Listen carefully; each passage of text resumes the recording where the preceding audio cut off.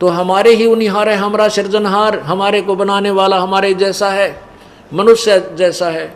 ऋग्वेद मंडल number 1 के सूक्त number 31 के मंत्र नंबर 17 में स्पष्ट किया है, हे मनुष्यवत अग्ने, हे परमात्मा जैसे परमात्मा, आप पहले भी जैसे आते हो, अब फिर आओ, हमें तत्व ज्ञान समझाओ।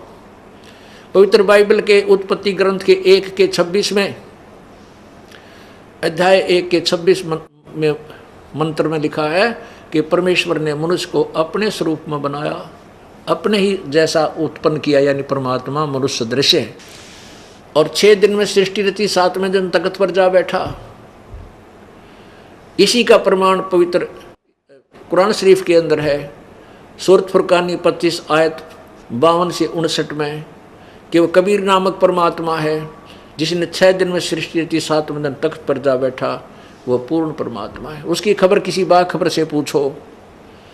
तो पुण्यात्माओं, हमारे को अभी तक तत्व ज्ञान नहीं मिला था, और जिस कारण से हमने यही सोच लिया था भी ये दुख सुख तो आते ही रहेंगे और ऐसे ये डमडमा चलेगा। नहीं, परमात्मा के चरणों में आने के बाद आपके ऊपर कोई आपत्ति नहीं आवेगी, आपके घर में हानि नहीं होगी।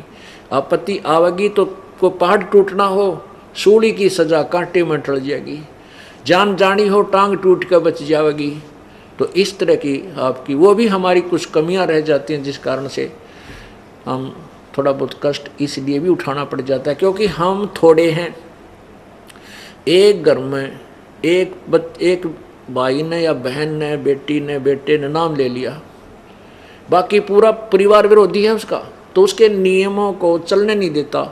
इस कारण से वो कोई ना कोई लोक लाज में, दबाव में छोटी मोटी मर्यादा भंग हो जाती है, जिस कारण से आने वाले संस्कार, बुरे संस्कार का समय सद गया, वो आना हुआ, उधर से नाम टूट गया, तो काल का दाव लग जाता है। तो फिर भी इतना बचाव कर जाते हैं परमात्मा। थोड़ी बहुत मजबूरी या अज्ञानता में, अनजानपने की तो माफ़ी है, और मजबूरी में जैसे मजबूरी माँ के तोड़ लिया तो जान जानी होगी तो टांग जरूर टूटेगी, और मर्यादा पूरी होगी तो एक आपका छींट भी ना लगने दे भगवान, अगर आप नियम नहीं तोड़ोगे, सत्कर मान लेना। तो आपको परमात्मा के प्रत्येक नियम का पालन करते हुए सत्य भक्ति करनी चाहिए, और करते रहो, आपका बेड़ा पार हो जाएगा। बोलो सतगुरुदेव। परमपिता परमात्मा, कबीर भगवान, कबीर साहब, कबीर देव, ये वही परमेश्वर हैं जिसने सर्व ब्रह्मांडों की रचना की है।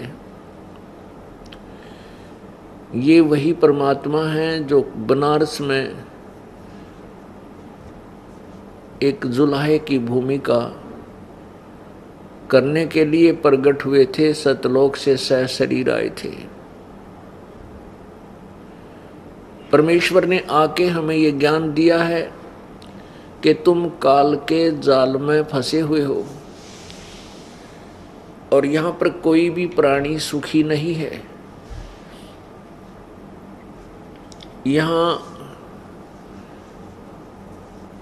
कोई राजा बन जाता है तो अपनी महिमा में फूला नहीं समाता है, उसका यश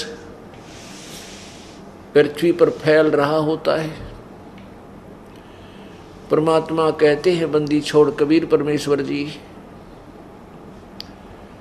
कि कोई छोटी सी कोठी बना लेता है बढ़िया चिप्स लगाकर, 2-4 मंजिल की, आसपास के क्षेत्र में, उस नगर में, कॉलोनी में वो एक बड़ा महिमावान माना जाता है, उसकी बड़ा यश होता है। परमात्मा कहते हैं कि मृत्यु हो जाती है उस कोठी के मालिक की जो भक्ति नहीं करता, फिर वो क्या बनता है? कुत्ता बनता है, और 1.5 फुट की दूम लग जाती है उसके, और उस कोठी के साथ में बाहर गली में कमर लगा कर बैठता, अंदर जगह नहीं उसके लिए। तो परमात्मा कहते हैं, बाढ़ में गया वो यश, कहाँ गई वो महिमा उसकी? आज कुत्ता बनकर गली में बैठा है। इसलिए याद दिलाते हैं, सर्व सोने की लंका होती रावण से रणधीरम, एक पलक में राज विराजी वो यम के पड़े जंजीर में, मन तू सुख के सागर बसरे भाई और न ऐसा यसरे। एक छोटी सी कोठी किसी ने बना ली और आसपास के क्षेत्र में उससे बढ़िया कोई कोठी नहीं है तो उसी को हम पता नहीं क्या मान बैठते हैं। परमात्मा कहते हैं इस काल के लोक में सबकी बिरान मट्टी, सबकी दुर्गति है। रावण ने पूरी लंका सोने से निर्मित कर रखी थी, सोने की, वो तुरेगी। अब किसी के पास 100 ग्राम 200 ग्राम सोना हो जा, 400 ग्राम हो जा, फुल्ला नहीं समावे। और उसने तो कहते महल बना रखे थे सोने के।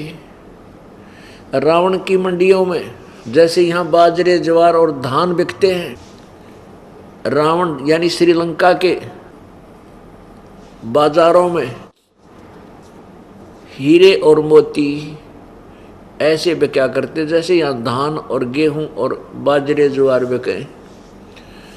ऐसा धनी राजा था। और सत्य भक्ति ना करने से क्या दुर्गति हुई, एक पलक में राज बिराजी जम के पड़े जजीरम। एक पल में वह सारी सोने की लंका सपने की तरह समाप्त हो गई। परमात्मा हमें याद दिलाते हैं, सुखदेव ने 84 भुगती बना पजावे खरवो, तेरी क्या बुनियाद प्राणी तू पेंडा पंथ पकड़वो। जो सत्य भक्ति नहीं करते या तो भक्ति करते नहीं, वो तो बिल्कुल ही नालायक बताए संतों ने। और जो भक्ति भी करते हैं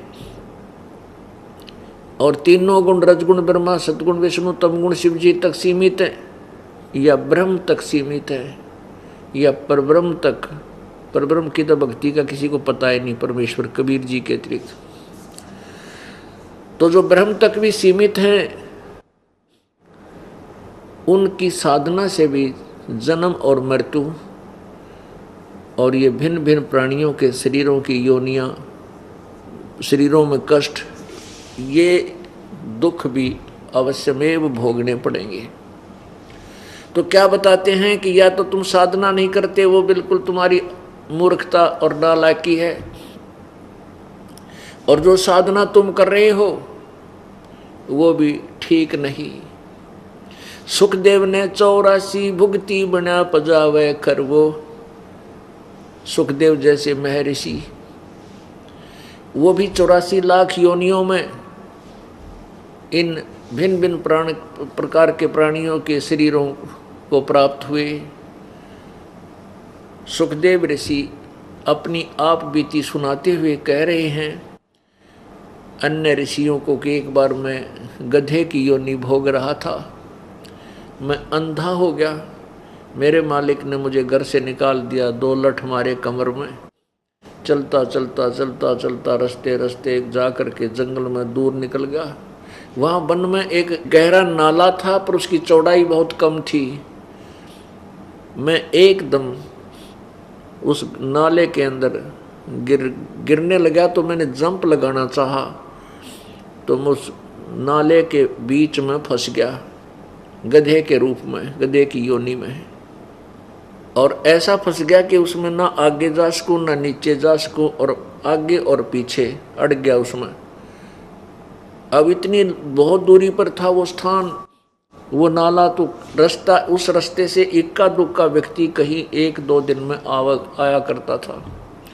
तो मुझे किसी ने बाहर नहीं निकाला, मेरी कमर पर पैर रख के और उस नाले को पार करने लगे, मेरी पुल बना लिया। सुखदेव जी बताते हैं कि 1 हफ्ता 10 दिन में भुगत कर प्यासा भूखा वहाँ मृत्यु को प्राप्त हुआ। अब वो दुख याद आते हैं तो परमात्मा कबीर देव जी बताते हैं कि सुखदेव ने 84 भुगती, ऐसे कष्ट सुखदेव जैसे ऋषि ने भी भोगने पड़े।